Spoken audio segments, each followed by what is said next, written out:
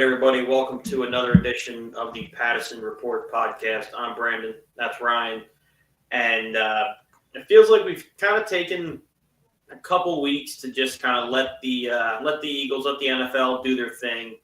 But we're getting real close to the combine now, and there's been a couple of interviews that I think are worth kind of noting. So I think it's worth us getting back into the birds here briefly, and then we'll wrap things up with some spring training. But I wanted to get your opinion on, namely the Howie interview that's getting a lot of.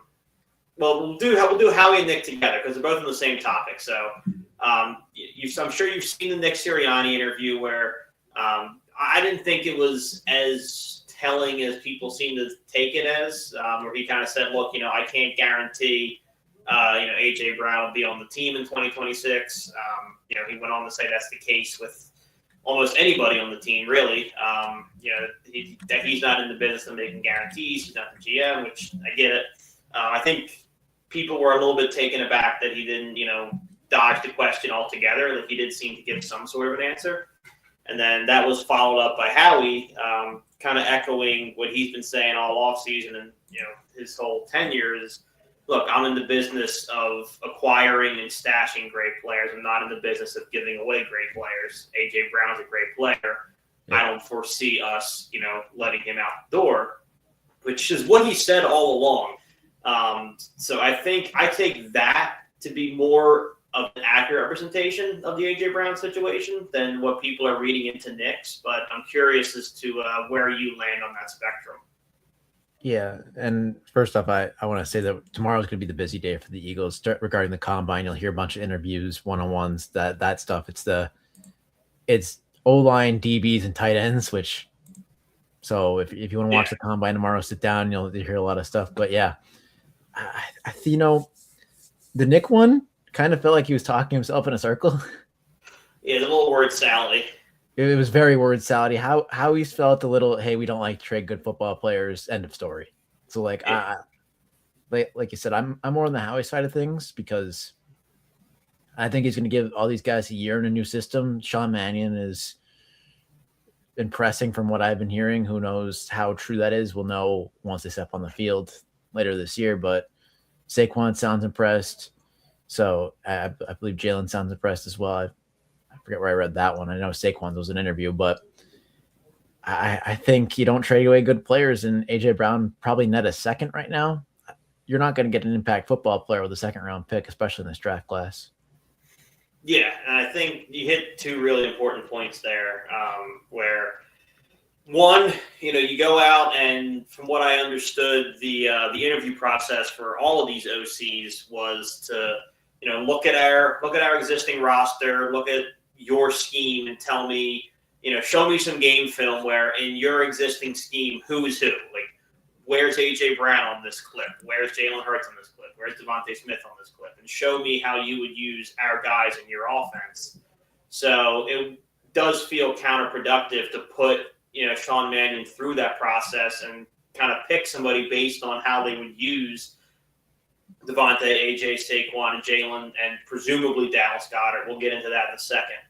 And then pull the rug out from that new OC and say, hey, look, unfortunately, we did just trade away your number one wide receiver for a second-round pick, which is something Howie doesn't do. He'll generally only give up on value if he sees a way that he can further this football team. And we prey on teams that do this. We got A.J. Brown this way. If anybody thinks Howie is going to turn around and do the same thing that Tennessee did to A.J. Brown, they're not paying attention to how Howie operates. See the Raiders GM interview? He said, yeah, when Howie picks up the phone, I'm kind of hesitant because I know how good he is at his job. Exactly. And I think a lot of these reports forget that's who Howie is, that I can't tell you the last move he's made without the intention of furthering this football team. Has he been wrong? Absolutely. Everybody's wrong. But he doesn't make those kind of punt moves where you go, you know what, we're going to lose out on the value, but it's worth it to get him out of here. That's just not what he does. You could always see the vision with what he does. I mean, the Jacorian Bennett stuff we liked at the time, obviously we were wrong about that one. Yeah. that kind of. But you saw the vision. They needed a CB2. Gladly, Dory Jackson stepped up and he played adequate for most of the season. It was a little rough there, but mid-season through the end, he was probably league average, which is all we really needed. Yeah, it was perfectly fine for what we signed him for, 1 year deal, you know. So it's just he doesn't make this team worse intentionally, unless it's to make it better down the line or better right now. So I'm really struggling to see how AJ Brown gets moved. I'm with you. So I think unless someone comes in with a crazy offer. Yeah. I don't think it happens, but you got to put that 1 to 2% chance on things maybe going that way. You can never put it at absolute zero. No, so, but I'm with you, and I think we're saying the same things. Where we're agreeing. Yeah, if Howie can make the team better, AJ Brown's job isn't so safe to where he's untradeable, which is really kind of what Nick said. But Howie's also not going to walk back this team just in the interest of getting a guy out of the locker room who had really one turbulent season. I mean, there's been little flare-ups here and there, but this is the first season where it really kind of boiled over. So I don't see him bailing that quickly on the AJ Brown thing. I don't either. But we'll have plenty of time this offseason. I'm sure he will continue to come up over and over and over until until that the June deadline passes. But I think the part that I tweeted this, and you and I kind of talked about it a little bit while we're talking about Howie, is one of the things that I appreciate most about him, and something that our other two GMs that you and I talk about, at least in the city, don't seem to understand, is that Howie is the smartest guy in a lot of rooms, but he doesn't make moves based on that. Like, he learns from his mistakes quicker than any other GM in Philadelphia and a lot of other GMs in general. And what I mean by that is, when Zach Ertz left, it didn't feel like it had to happen. Like, the city was heartbroken that he left. His teammates loved him. He loved it here. It didn't feel like that move needed to happen. He just thought, rightfully so, he said, look, I have my other tight end one in the wings. Dallas Goedert's going to be a stud. And he was. But he gave up on Zach Ertz a little too soon. There was a lot of tread left on those tires. So then now you're looking at the end of Dallas Goedert's contract. A lot of people initially kind of thought, foregone conclusion. They're going to have to, draft a tight end. They're going to be a new tight end in Philly. And it seems, based on reporting, that Howie's learned his lesson, and we might be sticking around with Dallas Goedert for a little while, which I couldn't agree with more. Yeah, and it makes sense money-wise, too, because his void cap charge this year is $20 million. So if he walks, we're paying him $20 million.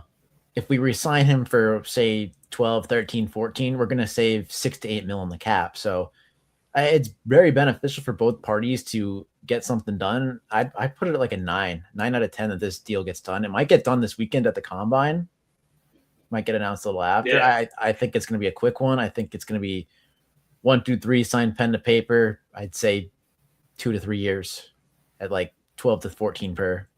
Perfect. Which, I mean, this year in particular, he's always had the ability, but he's in such a crowded offense that he could sometimes get lost. But this year, when shit hit the fan and nothing else was working, think of where this team would be without Dallas Goedert in 2025 and 26. I mean, he was a huge part of the offense.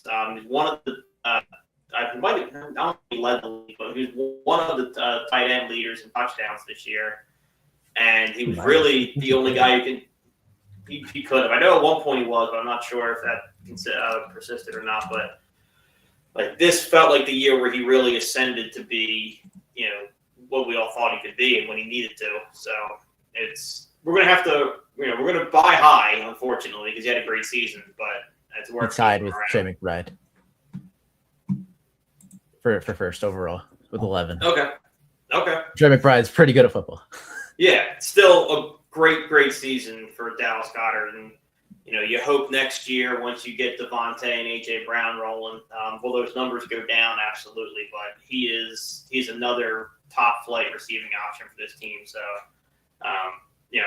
like I said, the thing I respect most about Howie is that he learns from his mistakes.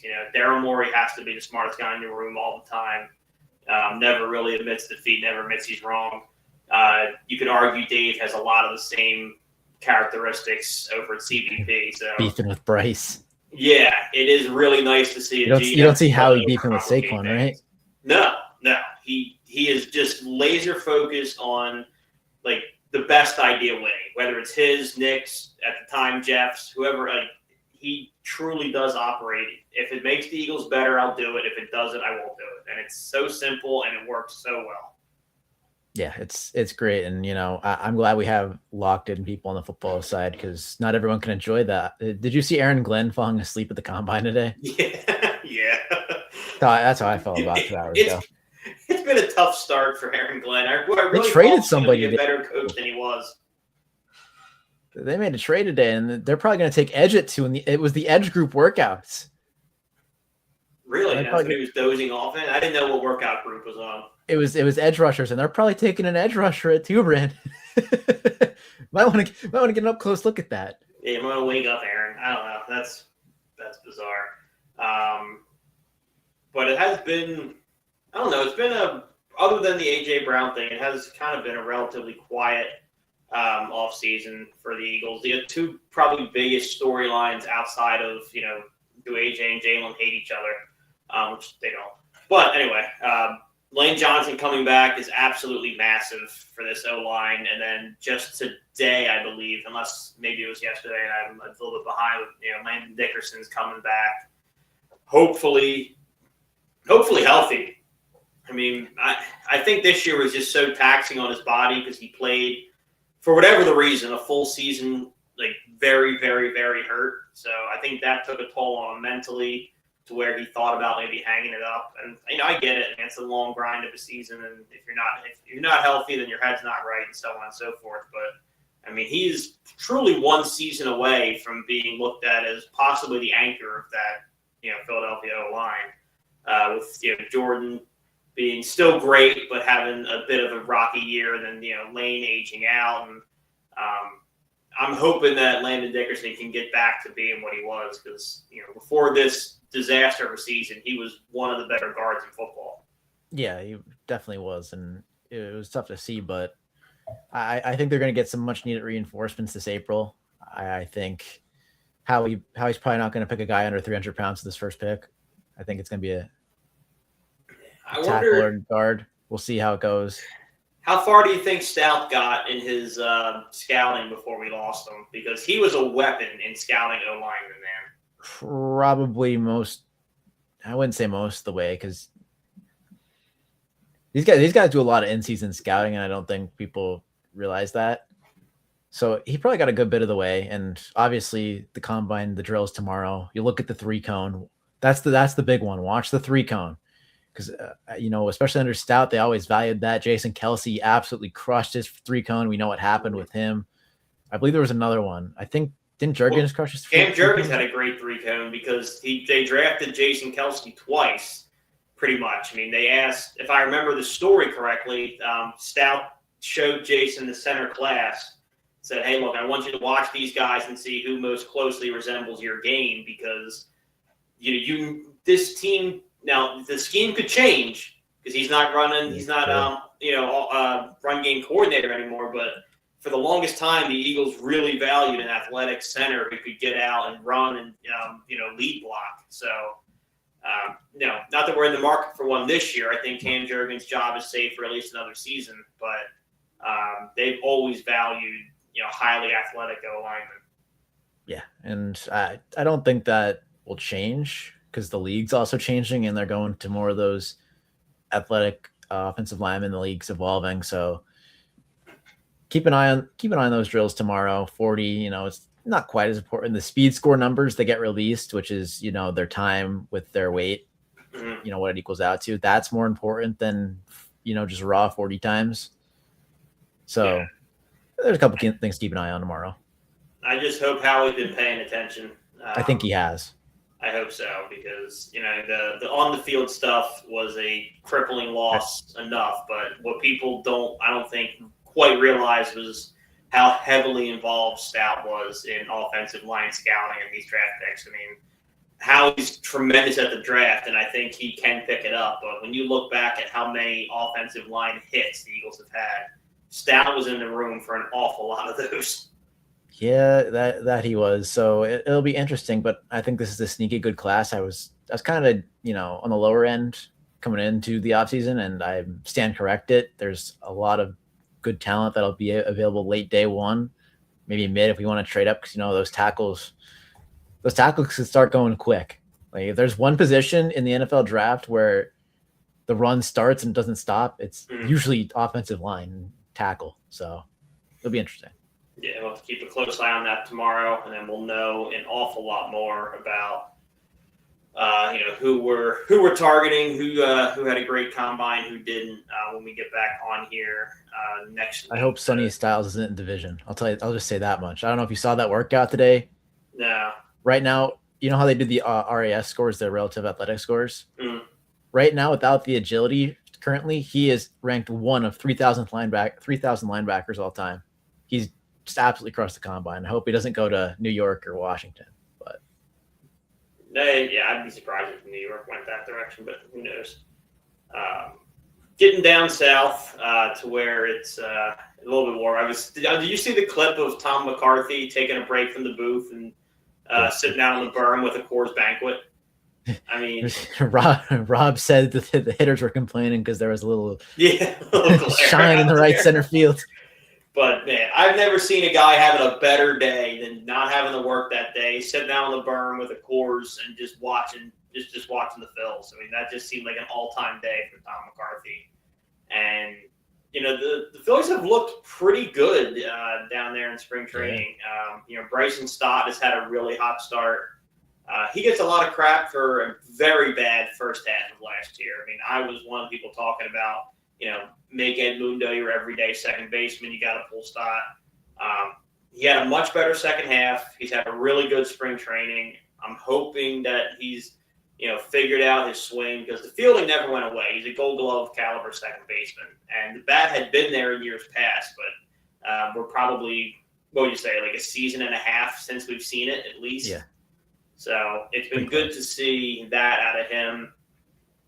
We can talk more about Bryson Stott if you want, but I think Justin Crawford has been, for me, the story.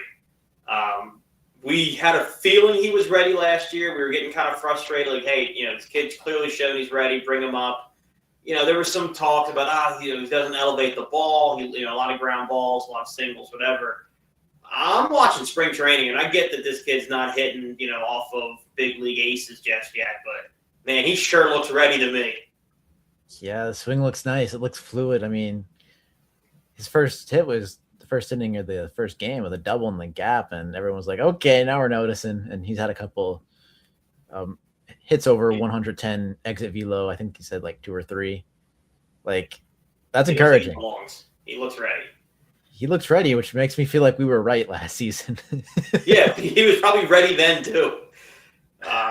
So, I still think the Phillies should have done more in the offseason. Agreed. But, Dave's kind of hitched his wagon to these young guys and is betting that they become productive big leaguers right away. We'll get into Aiden Miller. We'll get into Aiden Miller actually in a second.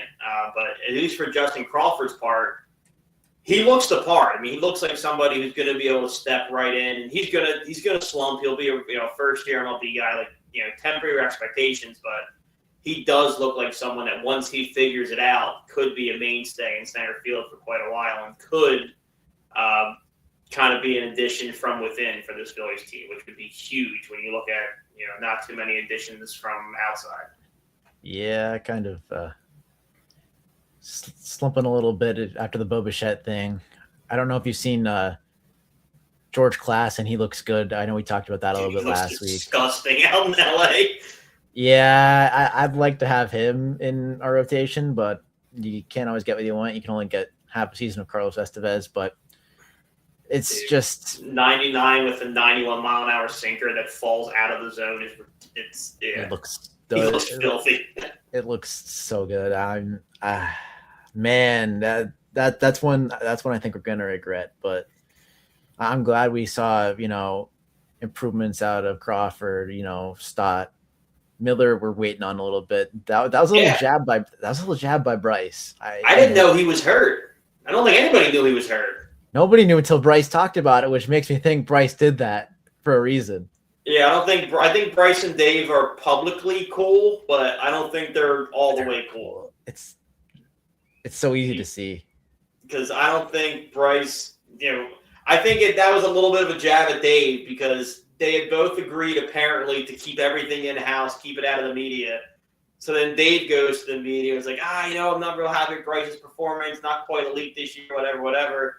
They said they squashed it, but then as soon as Bryce gets in front of the mic, he blows up some secret that they clearly weren't supposed to be talking about. I mean, I can't blame the man. He's frustrated. I totally get it. I know he likes Aiden Miller. It's not taking a jab at Aiden. He's been. It's clearly a Dave. It's clearly like. Yeah, it's. I don't like talking to the media now. You wanted me to keep this a secret? Oh, sorry, Dave. I slipped out. I don't like the beef, but I support Bryce in the beef because of what happened this offseason. Where it's really easy to say, hey, we had $240 million to shell out to Bo Bichette. Oh, hey, we don't have it to shell out to anyone else. Sorry. See you later. And I'm not a Dave guy. I think he's starting to wear out his welcome here. Pretty quickly after all the goodwill that he had built up after 23. But what I will say in his defense a little bit is Bryce can say all he wants that this didn't get to him, that it didn't motivate him, it didn't do X, Y, and Z. And I do not think Dave needed to do this. I still think it was the wrong move. I want to make that excruciatingly clear. He did not need to publicly motivate Bryce. But Bryce sure looks pissed. And he's swinging the bat angry. He's playing a little bit harder. So, again, I don't think it was the right thing to do. But I also think Bryce saying that it didn't motivate him or didn't push him, I don't think that's entirely true. I totally agree. I think we're going to see a mad Bryce Harper all season at the bank, and I think that's what we need. I don't think Dave needed to do that. I think Bryce would have got there on his own anyway. Yeah. But, man, it might be a special season. It could be. For Bryce, I think it could be. And I think you're right. I think something needed to happen because Bryce did. I mean, I know he wasn't himself, but the last 2 years, I would argue he's looked a little more complacent than he used to. Like the fire wasn't quite there. He was still putting up good Bryce Harper. Like he's a great baseball player on cruise control. So it's tough to really tell. But I think a conversation could have happened where Dave would say, "Hey, look, Bryce, we don't have Reese anymore. Those days are over. Somebody needs to be Reese Hoskins on this team, and we need it to be you." And I think Bryce steps into that role and does it willingly. So I think the way Dave got him there is still incorrect, but I do think that Bryce needed to get here. Yeah, I agree. Bryce needed to get there. Alec Boehm's still hitting fourth. Like we said, Alec Boehm would be a great 5, 6, or 7 hitter, but he's been put in this terrible scenario. So Bryce needs to go at the ball and swing at all the good pitches he gets because he's probably not going to get many of them. No. To his credit, Boehm has had a pretty decent spring training in his own right. Again, he's the same guy he's always going to be. He's not going to hit the ball out of the ballpark. But really best case scenario for me personally this year would be if Boehm can just be a doubles machine. Like I don't expect you to hit homers. You've never done it before. I don't expect you to start now.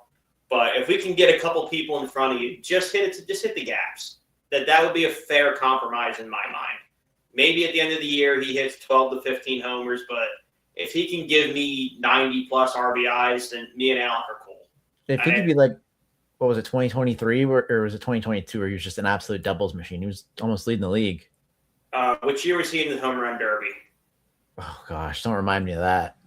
He did good in the derby. You don't remember that? I don't remember that. Yeah, Bo made a run at the derby. I think he made it through 2 rounds. He had a nice derby.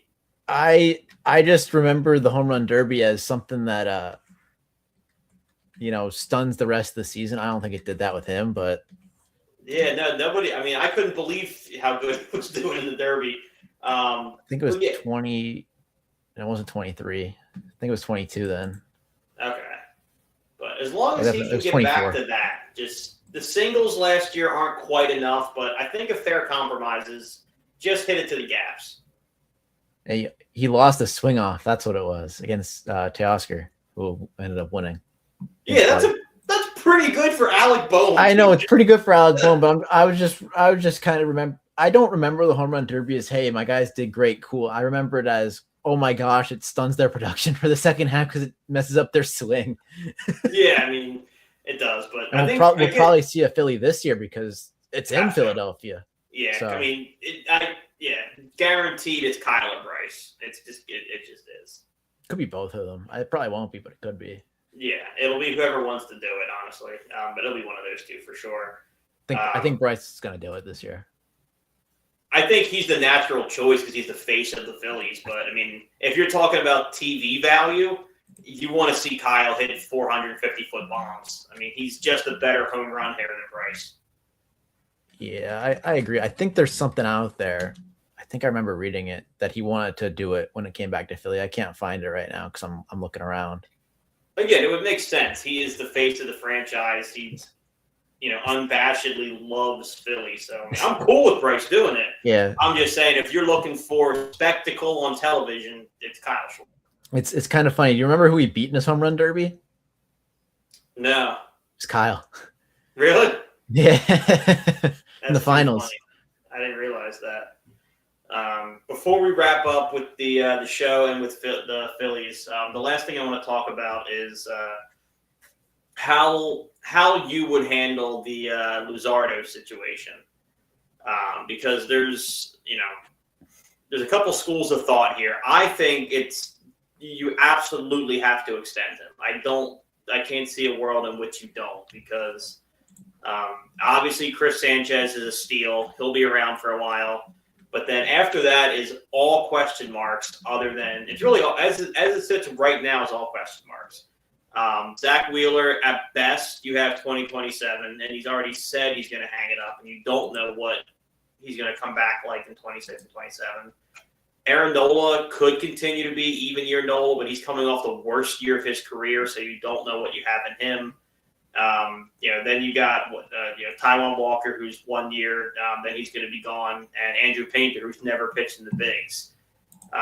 So I think you have to find a way to keep Luzardo in Philadelphia for another 3 or 4 years if you can swing it. I mean, I totally agree with that. I said last week that if he walks, it's the end. It's the end of this era because, like you said, we're betting on a bunch of unknowns and one more season of Zach Wheeler, which is obviously probably going to be great, but it's Sanchez, 1 season of Wheeler, and then who knows? So you got to keep Luzardo around, but I think he's going to do what Kyle did. He's going to bet on himself. He was really good last year. I know his ERA was a little high. We talked about it, but it was that one start where Rob left him on the hook just way too long. Yeah. Was that against the Mets? I believe it was against the Mets.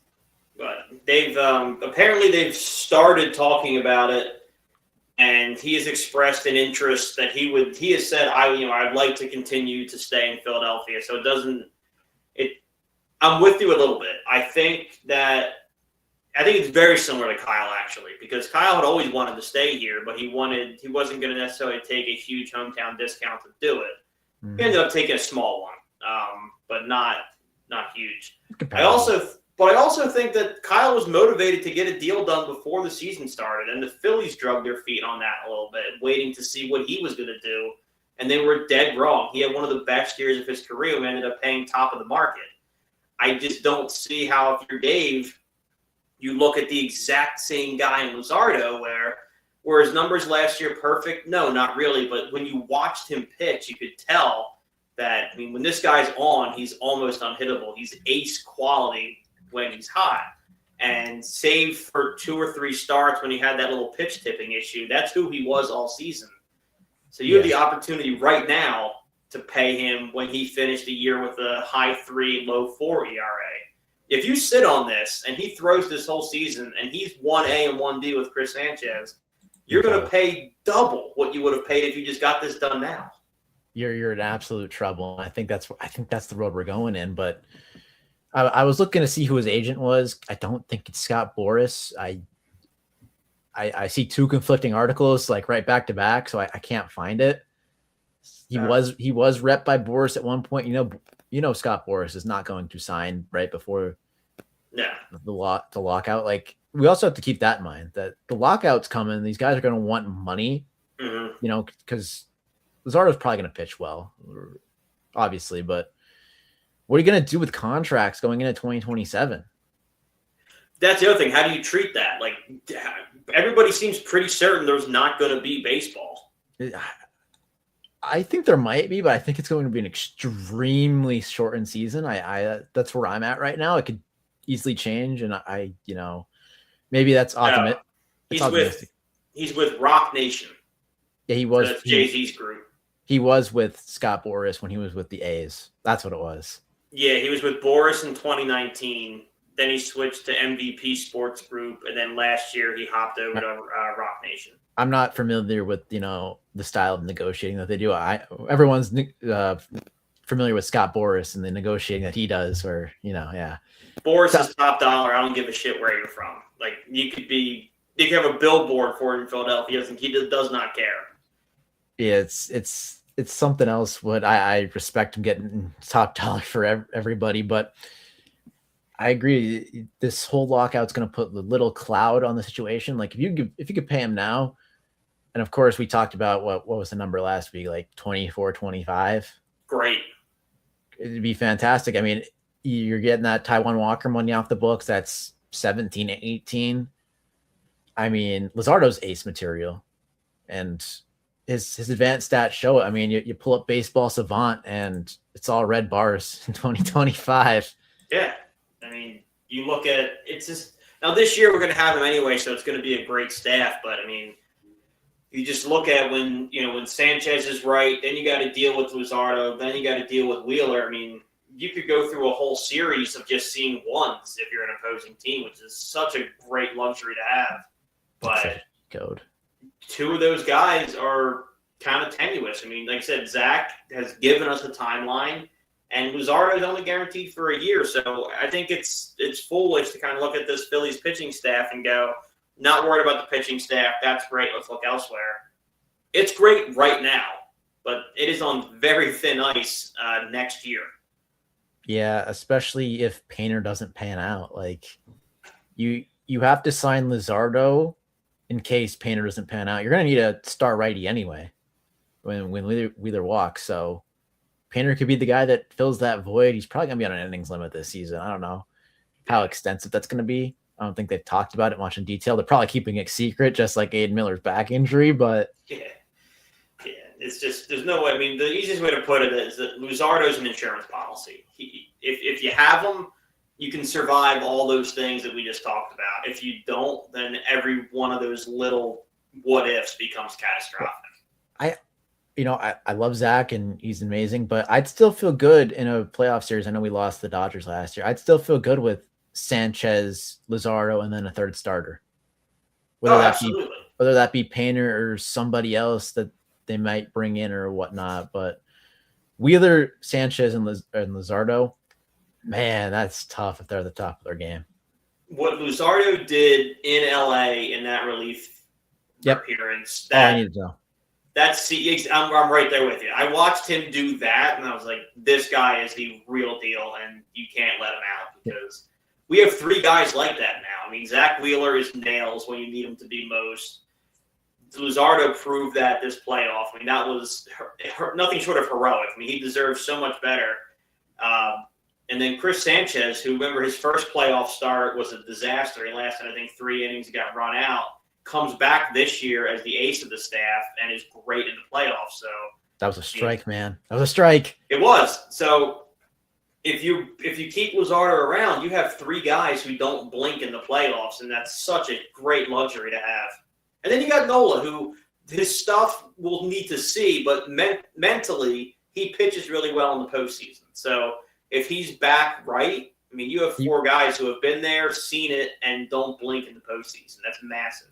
Yeah, that is massive. He was good in that Dodgers game. Everyone was nervous coming into it. He pitched good for 3-4 innings. Yeah, it's just what he does. He's there when you need him to be, and he's frustrating as all hell. I get it, but very few times have we really needed him. Not you want to win in July and he lets you down and you're annoyed. But when you really need Aaron Nola to show up, more often than not, he still does, which I appreciate.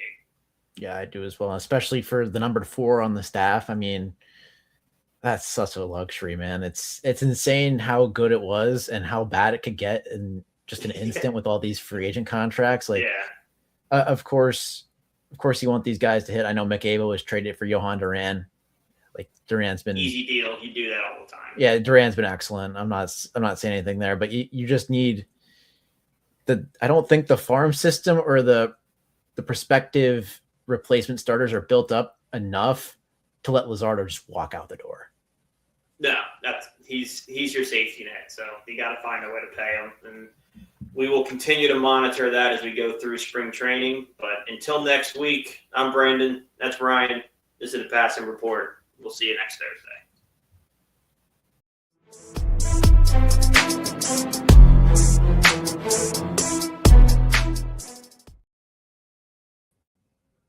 All right, buddy. I appreciate it.